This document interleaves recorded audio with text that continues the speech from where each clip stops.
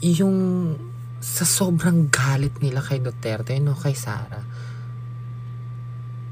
Alam niyo yun, yung sobrang hindi ko maintindihan saan yung hugot nila, ano yung pinaghuhugutan nila ng galit kay Sara Duterte, no, sa impeachment na to, na kahit magmukha silang tanga, bobo, kahit na, alam mo yun, yung parang wala na silang maintindihan. Dahil yung galit na lang yung nangingibabaw. Parang, kailangan wala na tayong intindihin. Kailangan ito lang talaga. Alam mo yun, yung parang, hindi ko mag-gets. Saan ang pinaghuhugutan ng mga taong to? Kayo ba gets nyo? Hindi ko gets eh. Ang lalim yata ng pinaghuhugutan ng mga to. Dinaig pa yung balon. Diba, kahit magmukha na silang tanga, bobo, kita na sa mukha nila, pero wala lang, dead ma lang. I don't know. Grabe, no, mga kababayan, kung magpa-victim naman itong DDS na ito, akala mo naman napakabait, napaka-well-mannered at napakalinis ng kampo nila at napaka-accountable or transparent ni Sara Duterte.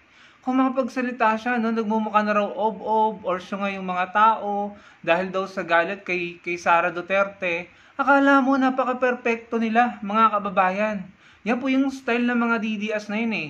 Ipe-present nila yung sarili nila na malinis, hindi corrupt, perfecto, role model, at yung mga tao nagko-call out, ipo-project nila na masasamang tao. Liwanagin natin na, kinu-call out si Sara Duterte dahil gusto ng taong bayan na maging accountable siya. Na ipaliwanag niya kung totoo ba na nawala na lamang na parang bula yung 15 million na sinasabing hindi naman siya nagbigay ng 15 million sa AFP pero ginamit niya yung certification ng AFP. Hindi galit yon. Pag-call out yon at paghingi ng accountability. Responsibilidad din Sara Duterte yon dahil isa siyang politiko. Ayoko na nga siyang tawaging public servant dahil kung tutuusin para sa akin hindi na po siya public servant.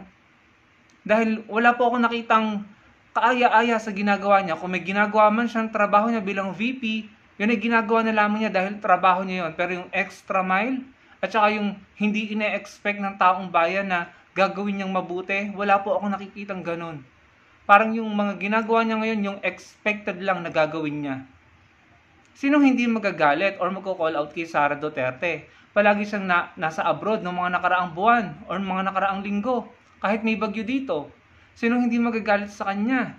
Hindi siya sumisipat ng budget hearing niya. Hindi niya gustong ipaliwanag kung napunta ba sa katiwalian or maayos ang pagkakagamit ng kanyang mga pondo. Hindi lang basta confidential fund Yung mga in question at saka may mga notice of disallowance sa kanya, hindi lang confidential fund, pati mga regular fund, mga kababayan. So kung magsalita naman ito, akala mo naman, napakasama ng mga taong nagko-call out kay Sara at si Sara ay napakalinis. At yung kampo nila ay napaka-well-mannered. Akala mo yung mga tao na naghahanap ng accountability at nagko-call out kay Sara Duterte ay masasamang tao. Diyan po magaling ang mga DDS. Pinoproject nila na role model sila, perfecto sila, malinis, well-mannered, at yung mga umo-oppose sa kanila at nagko-call out ay pinoproject nilang masasamang tao. Bakit? Sino ba yung mga nagbanta-banta dyan? Na pinagbantaan si FL, si PBBM, sino ba yung ganong walang pakundangan tahasang ginawa yun sa media, sa publiko? Yung ba yung malinis at hindi dapat i-call out? Sino ba yung tumatakas sa transparency and accountability? Hindi gustong magpaliwanag. Yung may bagyo dito nasa ibang bansa. Kayo, yung kampo nyo mga DDS kayo, anong sinasabi nyo? Yung mga vloggers nyo, dinidetalye nyo kung paano nyo paghihiwa-hiwalayan ang katawan ni PBBM. Pinapanood ko po yun sa inyo mga kababayan. Literal nilang sinasabi sa publiko. Sinong hindi magagalit sa inyo? Sino sa palagi nyong mga Pilipino ang matutuwa sa ganung sistema nyo o ginagawa nyo? Kayong mabuti? Kayo ang well-mannered? Napanood mo ba yung mga pinagagawa ng mga vlogger nyo? At napanood mo ba yung pinagsisigaw ni Sara Duterte against kay PBBM? Pambihira mga kababayan, no? Talagang dyan po sila magaling. Magpanggap na matino, mabait, mabuti. At yung hindi nila kaalyado, ang palalabasin nilang masama. Unfortunately, may mga naniniwala po sa mga yan. Kagaya na lamang po ito recently. Yung nangyari sa anak ni Kuya Kim Atienza. Si Eman Atienza yata yun. Pero alam naman po natin kung anong nangyari sa kanya. Inunalive po niya yung sarili niya. Bakit? Di umano, may nabasa po akong balita na nakakatanggap daw po siya ng bullying at harassment at hate messages at threat mula po sa kampo ng mga DDS. So, yan ba yung well-mannered sa inyo? Yan ba yung dapat na ikatuwa namin? Dapat ba kaming matuwa sa ganyan? Pinagbabawalan yung magalit yung mga tao. Hindi naman accountable si Sara Duterte. Buti nga kami, nagagalit lang eh. Hindi kami dumadating sa punto na nagbabanta na sa buhay ng tao. Tingnan niyo po yung balita patungkol kay Eman Atienza, sa anak po ni Kuya Kim Atienza.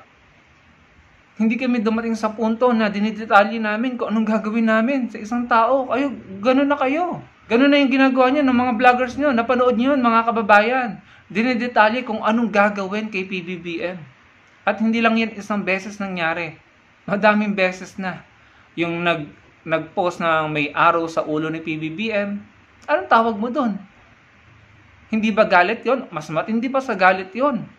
Mas matindi pa ang pinapakita niyong kasamaan na ugali sa mga taong nagko-call out lamang.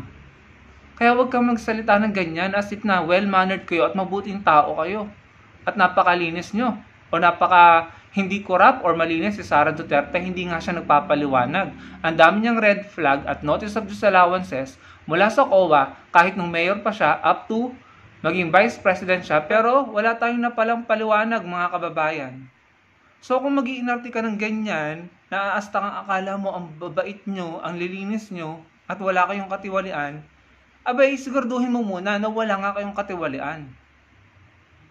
Kaya sinasagot po natin yung mga ganyan na lang paandar dahil ayaw po natin, no? Na yung kanilang style at ang kanilang mga naratibo ang mamayagpag at baka sila po ang paniwalaan na naman, mga kababayan. Nakakasawa na po, nakakaumay na po yung ganang estilo nila. Ang dami na pong nabulatlat at nabulgar at nabunyag. Magising na po tayo. Huwag po tayong magpaniwala sa mga ganitong paandar. Huwag po tayong maniwala at magpalinlang sa mga ganyang projection, ganyang pagpapanggap at panlilinlang. Para sa akin, panlilinlang yan, mga kababayan. Kayo po, anong masasabi nyo sa paandar na ginawa nito? Ilagay nyo lang sa comment section. Magkita-kita po tayo sa susunod kong video. Salamat po.